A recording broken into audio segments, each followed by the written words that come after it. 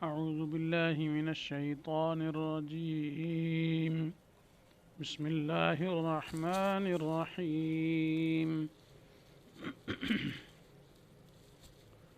وإذ يرفع إبراهيم القواعد من البيت وإسماعيل ربنا تقبل منا إنك أنت السميع العليم ربنا واجعلنا مسلمين لك ومن ذريتنا أمة مسلمة لك وأرنا مناسكنا وتب علينا إنك أنت التواب الرحيم. صدق اللہ العظیم. آیات کا ترجمہ یہ ہے اور یاد کرو جس وقت اٹھاتے تھے ابراہیم علیہ السلام بنیادیں خانہ کعبہ کی اور اسماعیل، تو دونوں کہتے تھے اے رب ہمارے قبول کر تو اس عبادت کو ہم سے، بے شک تو ہی ہے سننے والا جاننے والا. اے ہمارے پروردگار اور بنا دے ہمیں اپنے حکم برداری کرنے والا اور ہماری اولاد میں سے ایک جماعت جو حکم برداری کرنے والی ہو تیری، اور بتلا ہمیں ہمارے حج کے طریقے اور ہمارے اوپر توجہ فرما، بے شک تو ہی ہے توبہ قبول کرنے والا رحم کرنے والا. تو ابراہیم علیہ السلام کی دعا پیچھے چل رہی تھی، کچھ دعائیں ذکر ہوئیں، تو درمیان میں ایک دعا جو ہے دو اور آ رہی ہے، خاص کر جب بنائے کعبہ میں مصروف تھے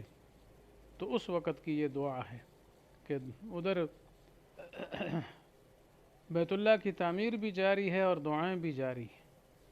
تو اس سے معلوم ہوتا ہے کہ وہ جگہ خاص دعا کی قبولیت کی ہے، اس لیے اللہ تعالیٰ اگر موقع دے بیت اللہ کے پاس جانے کا، وہاں پہنچنے کا، تو انسان ضرور اپنے لیے دعائیں کرے، کیونکہ بانی کعبہ حضرت ابراہیم علیہ السلام اور حضرت اسماعیل علیہ السلام ان کے بیٹے جو ان کا ساتھ دینے والے تھے، یہ دونوں تعمیر بھی کرتے جا رہے ہیں، دعائیں بھی کرتے جا رہے ہیں، تو بڑی قبولیت کی جگہ ہے. تو فرمایا جب ابراہیم علیہ السلام قواعد کو اٹھا رہے تھے، یعنی مقصد یہ جیسے پہلے ایک دو درس پہلے میں ذکر کیا جا چکا کہ بیت اللہ پہلے زمانے میں بھی موجود تھا، لیکن طوفان نوح کے بعد وہ ختم ہو گیا، تو اس کے اصل قواعد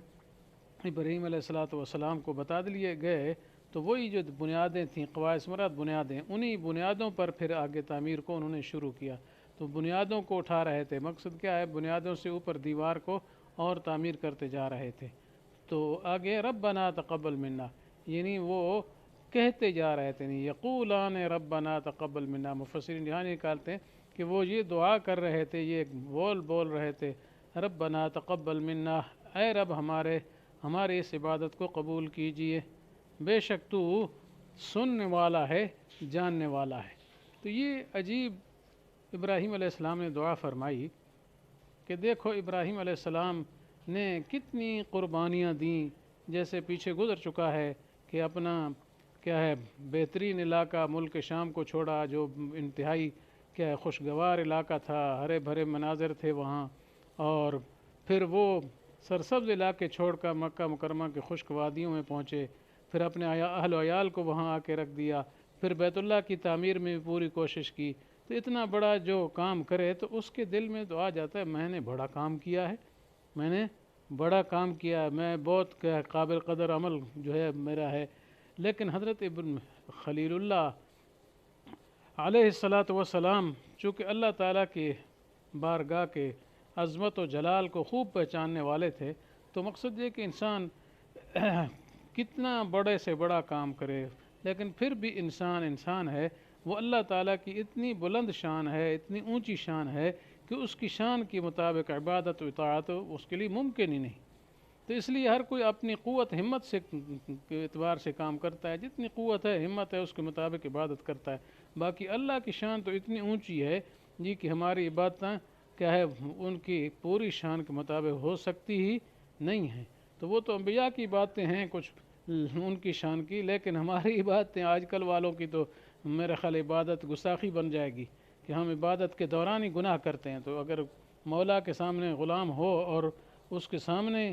اس کی اطاعت کرنے کا نام لے کر گناہ کرے تو ظاہر ہے وہ تو پھر بہت زیادہ اس پر غصہ آتا ہے۔ تو بہرحال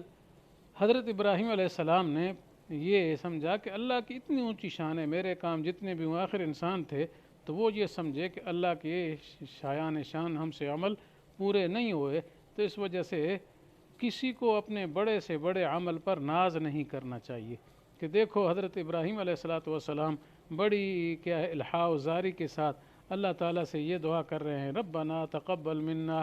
ٹھیک ہے، ربنا تقبل منا، حدیث میں آتے ہیں تعبیر بھی کرتے چلے جا رہے ہیں اور ساتھ ساتھ یہ دونوں باپ بیٹے دعائیں بھی کرتے جا رہے ہیں، ربنا تقبل منا انک انت السمیع العلیم۔ تو دیکھو ابراہیم علیہ السلام نے اپنے عمل کو کوئی اونچا نہیں سمجھا، کوئی اس پر ناز نہیں کیا کہ میں نے تو آپ کے بڑے احکام تسلیم کیے، بڑے مشکل سے مشکل احکامات شاقہ پر عمل کیا، نہیں نہیں نہیں، پھر بھی کرے اللہ تو قبول فرما لے، اللہ تو قبول فرما لے۔ اس لیے انسان کو کبھی اپنے نیک عمل پر، اچھے عمل پر، چاہے کتنا بڑا ہی ہو، کتنا ہی بڑا خلوص کے ساتھ اور بڑی احتیاط کے ساتھ کیا ہو، پھر بھی ناز کبھی نہیں کرنا چاہیے، کیونکہ ہم اللہ تعالیٰ کی شان کے مطابق تو اس کی اطاعت کر سکتے ہی نہیں ہیں۔ اور ظاہر بات ہے ابراہیم علیہ السلام جو اونچی شان والے جد الانبیاء، پھر وہ بھی ان کے بیٹے حضرت اسماعیل علیہ السلام وہ بھی نبی، ابراہیم علیہ السلام بھی نبی، پھر بنا کون سی چیز رہے ہیں، اللہ کا گھر تعمیر کر رہے ہیں، اتنا اونچا عمل ہے، اس کے باوجود بھی ڈر رہے ہیں کہ پتہ نہیں قبول ہوتا ہے کہ نہیں، پتہ نہیں قبول ہوتا ہے کہ نہیں۔ اس کی وجہ یہ ہوتی ہے کہ جو جتنے مقرب ہوتے ہیں اللہ کی عظمت ان کے دلوں میں زیادہ ہوتی ہے، تو وہ عمل کرتے ہیں تو پھر بھی ڈرتے ہیں پتہ نہیں اللہ کی عظمت کے مطابق ہمارا کام ہے کہ نہیں ہے، اس وجہ سے بار بار دعا کر رہے ہیں، ربنا تقبل منا انک انت السمیع العلیم، اے رب ہمارے اس عمل کو قبول فرما لیں جی، اور آگے فرمایا انک انت، تو ہی سننے والا ہے، تو ہی جاننے والا ہے، تو یہاں حصر ہے جی تو اللہ تعالیٰ ہی سننے جاننے والے ہیں۔ تو یہ دعا کی، پھر اس کے بعد اگلی آیت میں ربنا وجعلنا مسلمین لک ومن ذریتنا، مزید دعا کر رہے ہیں، اے ہمارے رب جی ہماری دعاؤں کو سننے والے، ہمیں کیا ہے اپنا تابعدار بنا دے، اپنا تابعدار۔ دیکھو بہت زیادہ اللہ تعالیٰ کا خوف ان کے دلوں میں تھا، اللہ کی معرفت اعلیٰ درجے کی تھی جی، اس بنا پر وہ سمجھتے تھے کہ مزید ہم اور اطاعت کریں اور اطاعت کریں جی، اور اطاعت کریں، تو اس لیے دعا کر رہے ہیں کہ گویا سمجھ رہے ہیں کہ ابھی ہم سے پوری اطاعت نہیں ہو رہی ہے، ابھی اطاعت پوری نہیں ہو رہی، تو پھر کہہ رہے ہیں اللہ ہمیں اپنا فرما بردار بنا لیجئے جی۔ مقصد یہ ہے کہ اسی پر رکھیے، بعض رات نے مانا کیا مسلمین اے موحدین لکا، یعنی جو آپ نے ہمیں عقیدہ توحید بخشا ہے، اپنی وحدانیت والا عقیدہ دیا ہے اور شرک و کفر سے محفوظ رکھا ہے ہمیں، تو اس پر ہمیں قائم رکھتا کہ ہم ہمیشہ کیا ہے اس توحید والے عقیدے سے چمٹے رہیں، یہ معنی بھی کیا گیا ہے۔ آگے اپنے لیے دعا تو کر لی، لیکن انہوں نے چاہا کہ میں اپنی اولاد کے لیے یہ دعا کر لوں، تو اس سے معلوم ہوتا ہے کہ انسان کو اپنی اولاد کا بھی خیال کرنا چاہیے جی، یہ نہیں ہے کہ بس اولاد کو دنیاوی اعتبار سے تو انسان اس کی راحت کا، اس کے دنیا کے مستقبل بنانے کا تو فکر ہو، اس کی جسمانی راحت اور صحت کا خیال ہو، لیکن آخرت کا بالکل خیال نہ ہو، یہ بہت بڑی خرابی ہے۔ اس لیے آج کل لوگ اپنی اولاد کو دینی تعلیم سے اور دین کی باتوں سے بالکل ہی کیا ہے ناآشنا رکھتے ہیں، بس وہی جو ہی کچھ سمجھ بوجھ آئی تو میڈیم سکول میں داخل کر دیا، وہاں کا ماحول بھی بالکل دین سے جدا ہے، دینی باتوں کا ان کو پتہ ہی نہیں ہوتا، جوان ہو جاتے ہیں، نماز کوئی نہیں آتی، کلمہ صحیح نہیں آتا، طہارت کے طریقے نہیں آتے، کوئی پتہ ہی نہیں ہوتا ہے جی، تو صرف بس وہ اس خیال میں ہوتے ہیں کہ یہ بڑی تعلیم حاصل کر لے گا اور اس کے بعد جو ہے اس کو بڑی نوکری مل جائے گی تو بڑا مال ملے گا جی، تو اس کا خیال تو ہوتا ہے، لیکن یہ خیال نہیں ہوتا کہ یہ چھوٹا سا مستقبل بنانے کے لیے تو اتنا زور لگا رہے ہو، تو اصل مستقبل تو وہ آخرت ہے جی، وَإِنَّ الدَّارَ الْآخِرَةَ لَهِيَ الْحَيَوَانُ، اللہ تعالیٰ فرماتے ہیں کہ اصل زندگی تو آخرت کی زندگی، اس کو بنانے کے لیے انسان جو ہے اولاد کے لیے کوشش کرے کہ اس کی کیا ہے آخرت بھی بن جائے۔ تو مقصد یہ نہیں ہے کہ دنیا اس کو نہ پڑھاؤ یا ان کو دنیا کے کاموں سے دور رکھو، معنی یہ ہے کہ دنیا ہی میں اس کو لگا دیا ایسا کہ اس بیچارے کو دین کا پتہ ہی نہیں ہے، یہ بڑی غلطی ہے۔ ہمارے شیخ حضرت صوفی سرور صاحب رحمۃ اللہ علیہ فرمایا کرتے تھے کہ ایک آدمی اگر اپنی اولاد کو تعلیم دیتا ہے دنیا والی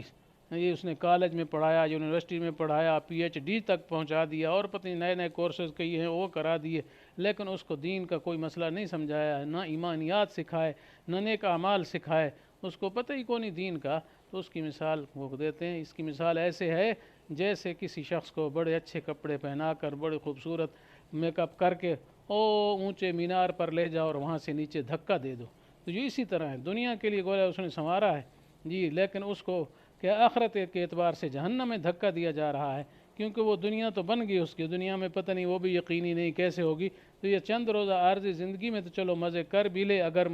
کیا ہے اس کو میسر ہو جائے، لیکن آخرت کے لیے تو ہمیشہ ہمیشہ کی جو زندگی ہے اس کے لیے تو بیچارہ وہ تباہ و برباد ہو گیا. اس وجہ سے ضروری ہے کہ اپنی اولاد کا بھی خیال کرے. تو ابراہیم علیہ السلام نے ایک تو یہ دعا کی ہے اللہ ہمیں اپنا فرما بردار بنا دے، ومن ذریتنا امتا مسلمۃ لک، اور ہماری اولاد میں سے بھی ایک ایسی جماعت ہو جو تیری اتباع کرنے والی ہو.